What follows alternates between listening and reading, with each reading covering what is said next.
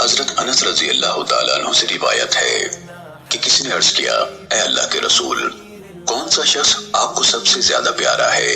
آپ نے فرمایا، عائشہ۔ عرض کیا گیا کہ مردوں میں سے کون؟ فرمایا، ان کے والد یعنی ابو بکر رضی اللہ تعالیٰ عنہ۔ سنن ابن ماجہ حدیث نمبر 101۔ حضرت عبداللہ بن شقیق رحمت اللہ علیہ سے روایت ہے، انہوں نے کہا، میں نے حضرت عائشہ رضی اللہ تعالیٰ عنہ سے عرض کیا، نبی صلی اللہ علیہ وسلم کو اپنے کی صحابی سے سب سے زیادہ محبت تھی۔ انہوں نے کہا، ابو بکر رضی اللہ تعالیٰ عنہ سے۔ میں نے کہا، ان کے بعد کون زیادہ محبوب تھے؟ فرمایا، عمر رضی اللہ تعالیٰ عنہ۔ میں نے کہا، پھر کون؟ فرمایا، ابو عبیدہ رضی اللہ تعالیٰ عنہ۔ سنن ابن ماجہ حدیث نمبر 102۔ حضرت عبداللہ بن عباس رضی اللہ تعالیٰ عنہما سے روایت ہے کہ انہوں نے فرمایا، جب حضرت عمر رضی اللہ تعالیٰ عنہ اسلام لائے تو جبرائیل علیہ السلام نازل ہوئے اور فرمایا، اے محمد صلی اللہ علیہ وسلم، عمر کے اسلام لانے سے آسمان والے فرشتے بھی خوش ہو گئے ہیں۔ سنن ابن ماجہ حدیث نمبر 103۔ حضرت ابی بن کعب رضی اللہ تعالیٰ عنہ سے روایت ہے، رسول اللہ صلی اللہ علیہ وسلم نے فرمایا، حق تعالیٰ سب سے پہلے جس شخص سے مصافحہ کرے گا اور سب سے پہلے جسے سلام کہے گا اور جسے سب سے پہلے ہاتھ پکڑ کر جنت میں داخل کرے گا، وہ عمر رضی اللہ تعالیٰ عنہ ہیں۔ سنن ابن ماجہ حدیث نمبر 104۔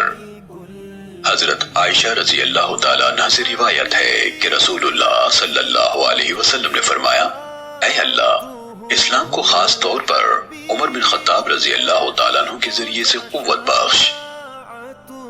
سنن ابن ماجہ حدیث نمبر 105۔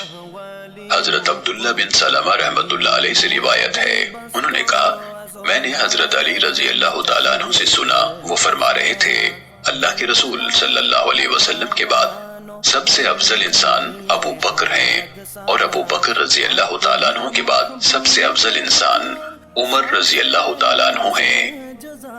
سنن ابن ماجہ حدیث نمبر 106۔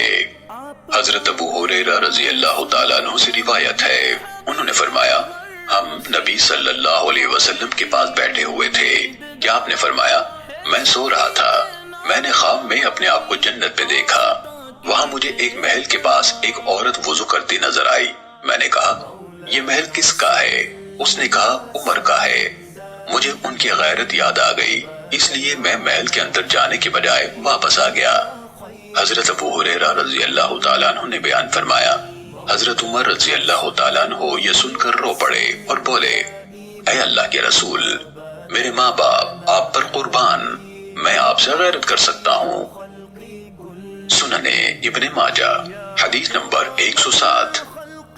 حضرت ابو ذر رضی اللہ تعالیٰ عنہ سے روایت ہے، انہوں نے کہا، میں نے اللہ کے رسول صلی اللہ علیہ وسلم سے سنا، آپ فرما رہے تھے، اللہ تعالیٰ نے عمر کی زبان پر حق رکھ دیا ہے، وہ اسی کے مطابق بات کرتے ہیں۔ سنن ابن ماجہ حدیث نمبر 108۔ حضرت ابو ہریرہ رضی اللہ تعالیٰ عنہ سے روایت ہے کہ رسول اللہ صلی اللہ علیہ وسلم نے فرمایا، ہر نبی کا جنت میں ایک ساتھی ہوتا ہے، اور وہاں میرا ساتھی عثمان بن عفان ہے۔ سنن ابن ماجہ حدیث نمبر 109۔ حضرت ابو ہریرہ رضی اللہ تعالیٰ عنہ سے روایت ہے کہ نبی صلی اللہ علیہ وسلم مسجد کے دروازے کے پاس حضرت عثمان رضی اللہ تعالیٰ عنہ سے ملے اور فرمایا، عثمان، یہ جبرائیل علیہ السلام ہیں، انہوں نے مجھے بتایا ہے کہ اللہ تعالیٰ نے آپ کا نکاح ام کلثوم رضی اللہ تعالیٰ عنہ سے رقیہ رضی اللہ تعالیٰ عنہ کے مہر کے برابر مہر پر کر دیا ہے، اس شرط پر کہ ان سے بھی اسی طرح حسن سلوک کرو جس طرح رقیہ رضی اللہ تعالیٰ عنہ سے کرتے تھے۔ سنن ابن ماجہ حدیث نمبر 110۔